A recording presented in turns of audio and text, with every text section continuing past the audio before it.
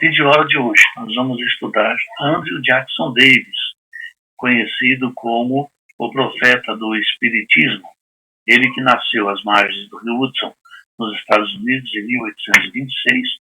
Ele era muito pobre, a sua mãe era supersticiosa, não tinha instrução nenhuma e tinha tendências visionárias. Já o pai, ele trabalhava em couros e era alcoólatra. O Jackson, ele era débil de corpo, limitado de mente, não era muito inteligente, não. E ele lia muito pouco, aliás, leu muito pouco. Né? Ele só se lembrava de ter lido os livros da escola primária e alguns outros livros até os 16 anos. Ele era um médium fantástico, ele era médium vidente e ele podia ver o corpo das pessoas que se tornava para ele brilhante, translúcido.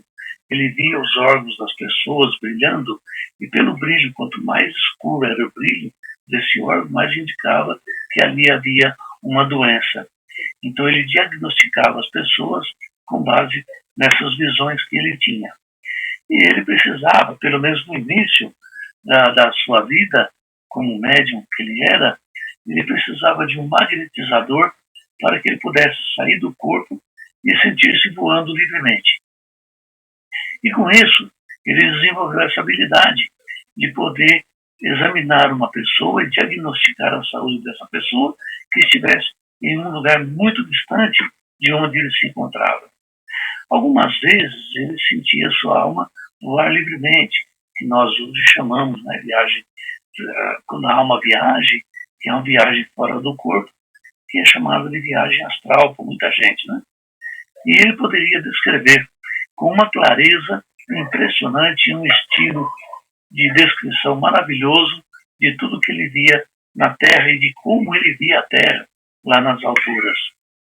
Em 6 de março de 1844, ele foi numa dessas viagens astrais, né? Ele sentiu-se voando e encontrou-se com 2 homens conversando.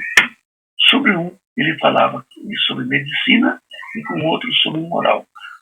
E ele ficou sabendo que o local onde ele se encontrou com esses homens foram as montanhas Catskill, que ficava a 40 milhas da sua casa, bem longe, né? Posteriormente, ele identificou esses 2 homens com quem ele conversava como sendo Galeno e Swedenborg. Chama a nossa atenção aqui a presença de Swedenborg. Ele não conhecia nenhum desses 2. Foi o primeiro contato dele com pessoas falecidas, desencarnadas, e que ele não conhecia. Espíritos, então, desconhecidos para ele.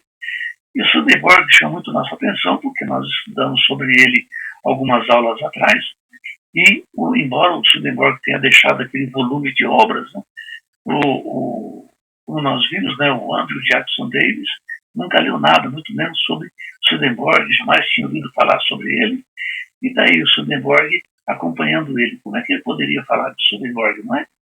Então, isso é um detalhe assim, muito interessante e comprova a sua mediunidade fantástica. Ele fez um discurso quando ele estava em transe e sempre quando ele fazia discurso, ele era ouvido por muitas pessoas. Os discursos dele chamou a atenção de muita gente na sociedade, muita gente de conhecimento e estudo mesmo. O Dr. George Bush, por exemplo, ele era um professor de língua hebraica. E ele foi assistir um desses discursos de Davis e depois ele escreveu que o Davis expressou-se corretamente em língua hebraica. Lembrando, volto a frisar, que ele era lento de inteligência e não tinha estudo, nem leitura, mas falou corretamente a língua hebraica. Ele demonstrou um espantoso conhecimento de geologia e, além disso, de arqueologia histórica e bíblica, mitologia, origem e afinidade dos idiomas e o progresso da civilização nas diferentes nações do globo terrestre. Davis demonstrava ser um prodígio, porque mesmo hoje em dia, com toda a tecnologia que nós temos, é muito difícil, quase impossível, uma pessoa saber tudo isso, estudar e entender tudo isso, falar fluentemente a língua hebraica e esses conhecimentos todos. Se hoje existe alguém assim, esse alguém é igualmente Davis, um prodígio. Mas se existe alguém assim hoje em dia que fala, pode ver, essa pessoa é muito inteligente.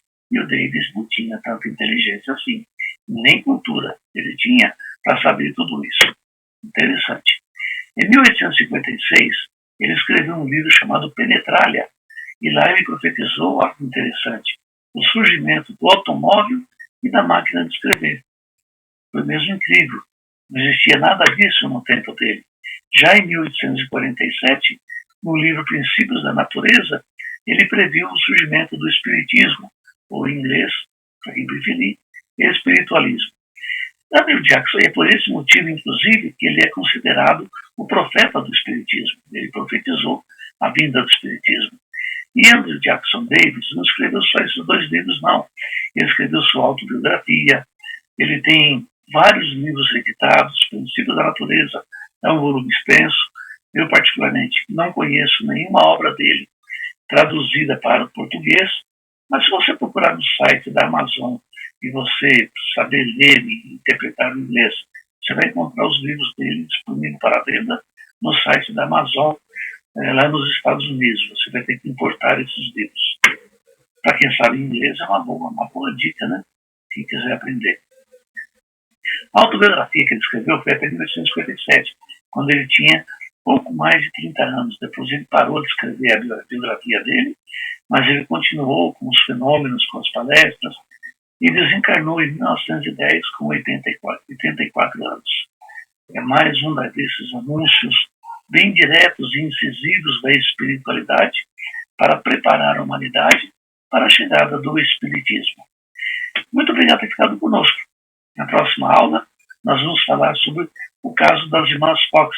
Esteja conosco, venha participar dessa aula com a gente. Muito obrigado, fique em paz, fique com Deus. Até a próxima.